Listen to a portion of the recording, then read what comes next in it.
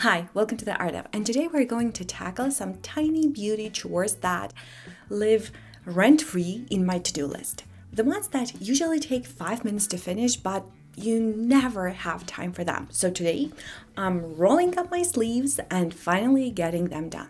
So grab a snack and be ready for some makeup surgery, some weird beauty experiments, and a lot of beauty chaos. Now, this one hurts a little bit. This is my longtime favorite lipstick from Givenchy in the shade 37. It is my perfect berry red lip. This is the lipstick that I have been saving for special occasions, for fancy dinners, for weddings. Every time I wore it, I felt like I was that girl. But now, we've hit a very dangerous zone. I used up so much of it that now I have hit the rim of inner tube that you have inside the component. So if I continue applying this lipstick straight from the original packaging, I end up scratching my lips. So finally, it's time to repackage it. Since it is a bullet lipstick, all I need is a metal spatula to dig it out. I know some people find it annoying to have lipstick in a jar, but I'm fine with that. I always apply darker lipsticks with a brush anyway, so it's not a big deal. This is what you need to know about how much I love this lipstick. I'm going to use every little drop. My very first product is my Sephora Red lipstick.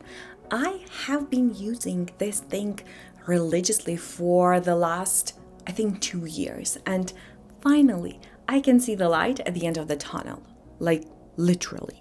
The majority of the product is clung to the top, and there is also a little bit at the bottom. So in order to get at least anything out of it, I have to twist it down, hope that the wand will get some product, and then twist it all the way up, which is kind of annoying. So today I'm going to put it in a different container. And for this, I will need some pliers, a spatula, and a clean little container to move everything into. And before you say, girl, just toss it, it's basically empty. No, I worked too hard for this moment. I want to see this packaging crystal clean. I mean, if you put in this much effort, you want to finish it properly, right? So let's scrape off every little bit of this lipstick from this container and move to a new one. Finally, this tube is empty. I can't believe how clear it is. This is the remaining product, and my guess is I have maybe 20 uses here. What about you? Do you think I will need to use more to empty this container? Let me know in the comment section below. Now let's get a little bit experimental. I saw this video showing a new way, at least to me, of deep cleaning your beauty brushes, and I have to try it because I've already given my hope of making this brush clean. It is permanently stained after using my Rare Beauty liquid blush. I think it's going to be forever pink. And don't even get me started on my foundation brush. I clean it regularly and I clean the surface, but the residue of the product still remains inside, like deep inside, and I don't know how to get the inside clean. So I hope that this life hack will show me how to do that. So for that, we will need a glass container, a cleanser.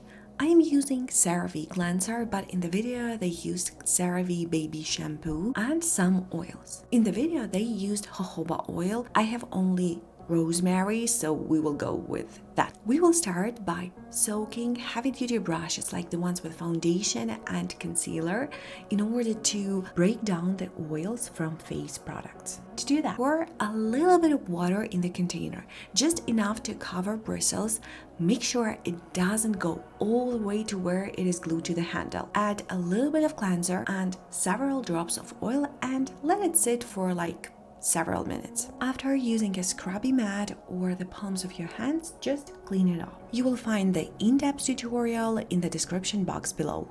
Okay, wow, I'm actually seeing a huge difference. That's impressive.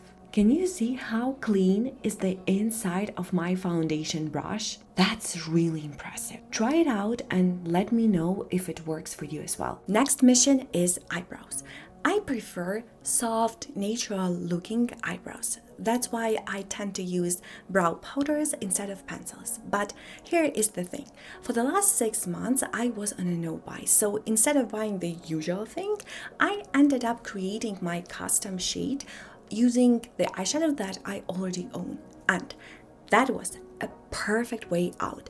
Not only did I boost up the usage of my eyeshadows, but I have also created the perfect brow shade for me. Not too warm, not too cool tone, not too pigmented, just perfect. So let's do it again. I am starting with this brown from BH Cosmetics Romantic Nomad palette. Great intensity, but a little bit too warm. So I'm cooling it down with some green and a touch of purple. As a reference, I'm going to use the shade Missosaur from Colourpop and the Mandalorian palette, which is my go-to brow shade. Now let's scrape a little bit of each shade. At this point, I kind of know my perfect ratio because honestly, it's like my 3rd time doing this. But if it's your first try, start small. Take a little bit of your base color. For me, that's brown. Then grab a tiny scrape of your tweaking color. Mine's green because I need to cool it down. Here's the key though. Add just a tiny bit, then mix it really well. It makes a huge difference. Once it looks smooth, go ahead and swatch it.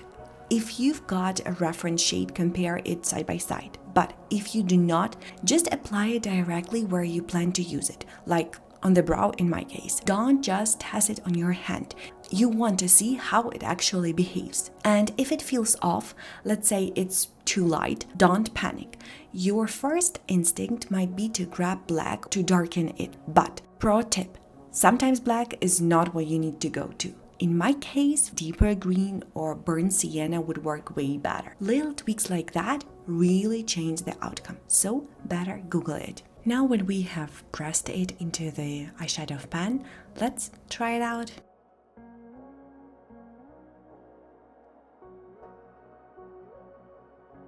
As for me, it looks pretty good. And my favorite part, creating a custom liquid blush. Recently, I've been really into watermelon leaning blushes, especially after recreating a lot of popular shades. I just love how it makes my cheeks look very fresh.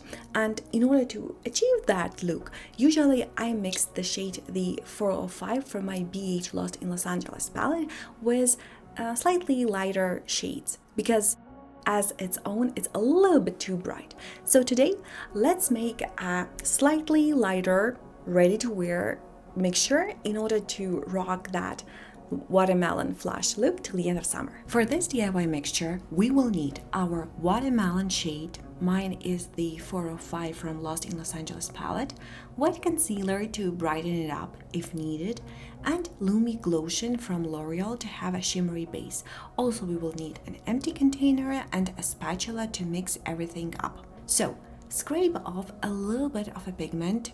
As always, start small and then add the glowy base and mix everything together. Make sure that you break up the pigment into the base so at the end you won't have the clumps whenever you apply the product onto your face.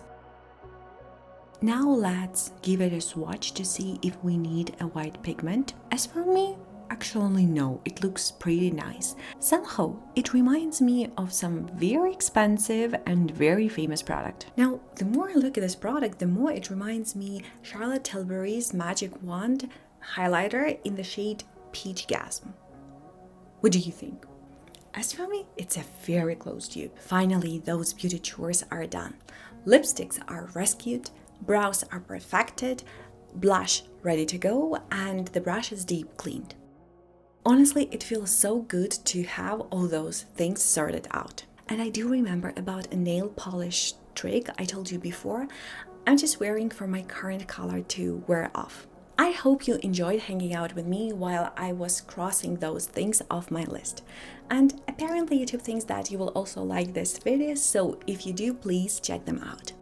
Thank you so much for spending your time with me. I'll see you next time. Bye.